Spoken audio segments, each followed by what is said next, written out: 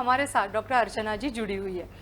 तो मैम, जब आप बात कर रही थी, बहुत सारे केमिकल्स की मैम ने बात की, थोड़ी सी डरावनी भी है, क्योंकि आजकल ऐसा है कि हम हर कोई किसी ना किसी तरीके से हम केमिकल के, मतलब केमिकल का यूज़ तो करते ही है। कोई और नहीं तो चलो एटलीस्ट कंडीशनर है, या फिर हमारा शैम्पू है, या सीरम है, या फिर an number of other things. तो मतलब नॉर्मली अगर कोई कलर ना भी करे तो भी बहुत सारे केमिकल्स हम यूज़ कर लेते हैं। और लोग तो आजकल, हम एडवर्टाइज में देख के ऐसा हम देखते हैं कि चलो एक वॉश में तो पूरा पूरा एकदम ऐसे डैंड्रफ चला गया, म्हणजे as if like it's a magic. तो आपके बातों से तो ऐसा लग रहा है कि ये मैजिक वैजिक कुछ होता नहीं है, ये तो सिर्फ केमिकल का खेल है। तो मैम, ये केमिकल, चलो आपने ये बताया कि वो बालों पे बहुत सारा बैड इफेक्ट जिसको कह सकते हैं ऐसा होता है, तो क्या हमारे अलग अवयवों पर भी इसका कुछ परिणाम है, या सिर्फ बालों पे है?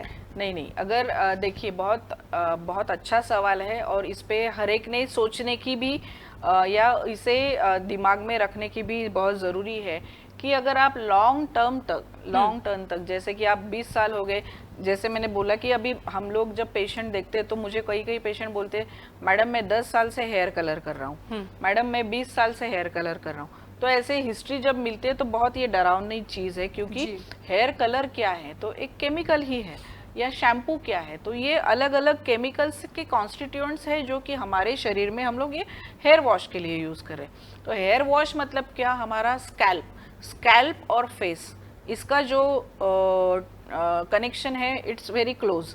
और अगर आप ये लॉन्ग टर्म तक यूज़ कर रहे हैं तो कहीं ना कहीं ये कार्सिनोजेनिक इफेक्ट देने वाला भी है। हमने कई ऐसे देखे कि स्किन कैंसर के पेशेंट्स बहुत बड़े हैं, तो ये जो केमिकल्स है ये नॉर्मल आपके स्किन की, scalp is nothing but a covering of the skin, तो ये जो स्किन और स्कैल्प है इसका जो स्ट्रक्चर है वो कहीं ना कहीं सेम है। तो अगर आप स्कैल्प पे लॉन्ग टर्म तक कहीं कोई केमिकल यूज कर रहे हो, हेयर कलर क्या है इसमें, आप ये जो कलरिंग मटेरियल है जो कि आपके बालों का कलर चेंज करता है, तो ये colouring material is nothing but a carcinogenic thing.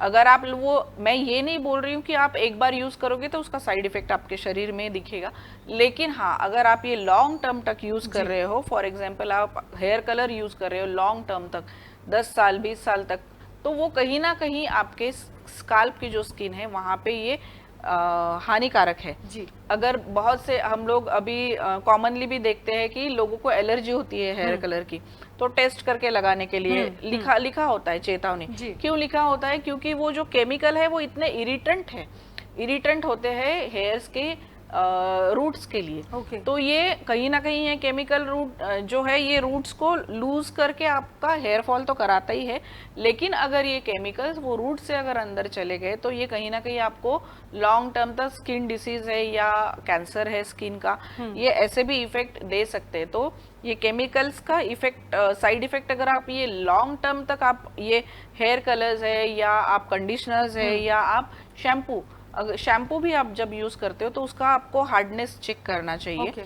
Usually हम लोग यही रिकमेंड करते हैं कि आप एक तो नेचुरल इंग्रेडिएंट्स से बने हुए शैम्पू यूज कीजिए, और अगर ये आपको केमिकल के इफेक्ट कम करने हैं तो डे टू डे लाइफ में आप हेयर हेल्थ के लिए जो चीजें होती है, फॉर एग्जांपल हेयर ऑयलिंग है, ये हेयर ऑयल आप रेगुलर यूज करेंगे तो हेयर का जो नरिशमेंट होता है, स्काल्प का नरिशमेंट, वो कहीं ना कहीं ये हेयर ऑयलिंग से मिलता है, और ये साइड इफेक्ट्स या जो एडवर्स इफेक्ट बोल सकते हैं केमिकल्स का, वो कम करने के लिए भी कहीं ना कहीं ये हेल्प करने वाली चीज़ें, उसका हम लोग लोगों पेशेंट्स को बोलते कि आप वो यूज़ करो। तो लॉन्ग टर्म तक अगर आप ये शैम्पू है या हेयर कलर्स है ये अगर आप यूज़ कर रहे हो तो ये कहीं ना कहीं आपको साइड इफ़ेक्ट्स भी देने वाला है, और ये एक चेतावनी भी है लोगों को लिए बताने के लिए कि अगर आप हेयर कलर यूज़ कर रहे हो तो ट्राई इट कि वो आपकी स्कैल्प को ना लगे, सिर्फ हेयर के ऊपर लगे, और वो भी आप लॉन्ग टर्म तक ना यूज़ करें, ताकि आपको वो जो साइड इफेक्ट है, कार्सिनोजेनिक साइड इफेक्ट है, वो ना मिले, या हेयर फॉल जैसा जो साइड इफेक्ट है वो कम मिले। जी, धन्यवाद doctor.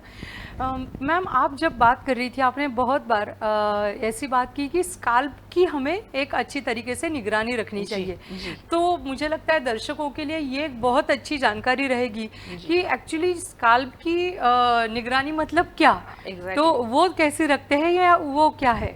Lower the scalp is the hair follicle या हेयर रूट, और स्कैल्प के ऊपर जो होती है वो होता है हेयर शाफ्ट। तो हेयर्स के लिए अगर स्कैल्प का हेल्थ अच्छा है तो हेयर्स का हेल्थ अच्छा रहने वाला है। मतलब क्या है कि ये जो हेयर स्किन का जो कवरिंग है हेयर ग्रोथ के लिए वो ठीक रहना बहुत ज़रूरी है। वो उसके अलग अलग तत्व है। ऑयलिंग होता है स्काल्प का। नेचुरली अगर आप देखोगे कि अगर 2 बार 3 दिन 8 दिन तक अगर आप बाल नहीं धोओगे तो स्कैल्प ऑयली हो जाती है। क्यों होती है? हमने ये भी देखा है कि लास्ट टाइम की हेयर फॉलिकल को अटैच एक सिबेशियस ग्लैंड होती है जो कि ऑयलिंग सप्लाई करती है हेयर की ग्रोथ के लिए। तो अगर आप वो स्कैल्प क्लीन नहीं करोगे या वो 8 दिन तक उसका वॉशिंग नहीं होगा तो वहाँ पे ऑयली हो जाती है स्कैल्प, और वहाँ पे फिर फंगस डेवलपमेंट। ऑयल जो होता है वो बहुत फास्ट या मॉइस्ट जो स्कैल्प होती है वो बहुत ज़्यादा हेल्प करती है फास्ट फंगस डेवलपमेंट के लिए। तो कहीं ना कहीं ये डिजीज डेवलपमेंट के लिए या फिर ऑयली जो या फिर ये मॉइस्ट जो स्काल्प होती है ये पोल्यूटेंट्स या जैसे धूल है, माटी के कण है, वो स्टिकअप करने के लिए कारणीभूत होती है। तो स्काल्प की हेल्थ बहुत इंपॉर्टेंट है। स्काल्प हेल्थ मतलब क्या कि हाइजीन, बेसिकली स्काल्प का हाइजीन मेंटेन करना बहुत ज़रूरी है। हम लोग अगर शैम्पू यूज़ करते हैं, शैम्पू अगर यूज़ कर रहे हैं, क्लींजिंग के लिए शैम्पू यूज़ करना कोई बुरी बात नहीं है, लेकिन आप शैम्पू अगर यूज़ करें तो शैम्पू में देखिए कि आप सल्फर का प्रमाण कितना है, जो कि एक डिटर्जेंट है जो कि झाग पैदा करने वाली चीज़ है। ये झाग पैदा करके क्या करती है कि स्काल्प आपका क्लीन करती तो है, लेकिन हो सकता है कि अगर ये कहीं अंदर चली गई तो ये साइड इफेक्ट भी पैदा कर सकती है।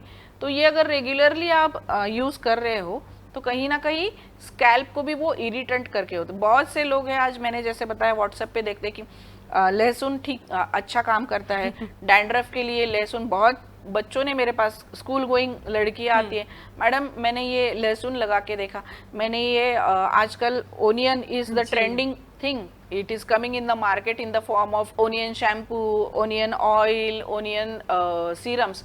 तो onion actually is a good content hair growth के लिए।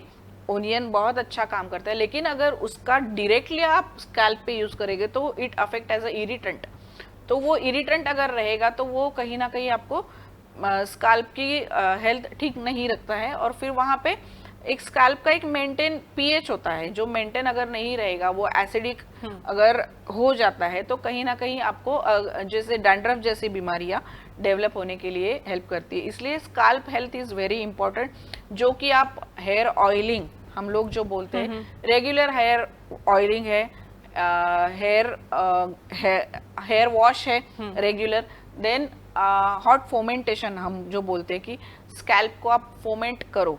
तो मेडिकेटेड, हम लोग आयुर्वेदा में उसका बताया है कि मेडिकेटेड एक स्टीम होती है, वो आप स्कैल्प को दो, जो कि आपकी ऑयलीनेस वहाँ की स्कैल्प की कम करके क्लींजिंग इफेक्ट देगा, और वहाँ पे जो मॉइस्टनेस है वो कम करने के लिए भी हेल्प होगा। तो अलग अलग चीज़ें हैं जिसकी हेल्प से हम लोग स्कैल्प की हेल्थ बरकरार रख सकते हैं, और इनडायरेक्टली वो कहीं ना कहीं इफेक्ट फिर आपकी हेयर की ग्रोथ के लिए भी यूज़फुल रहेगा। जी, धन्यवाद डॉक्टर।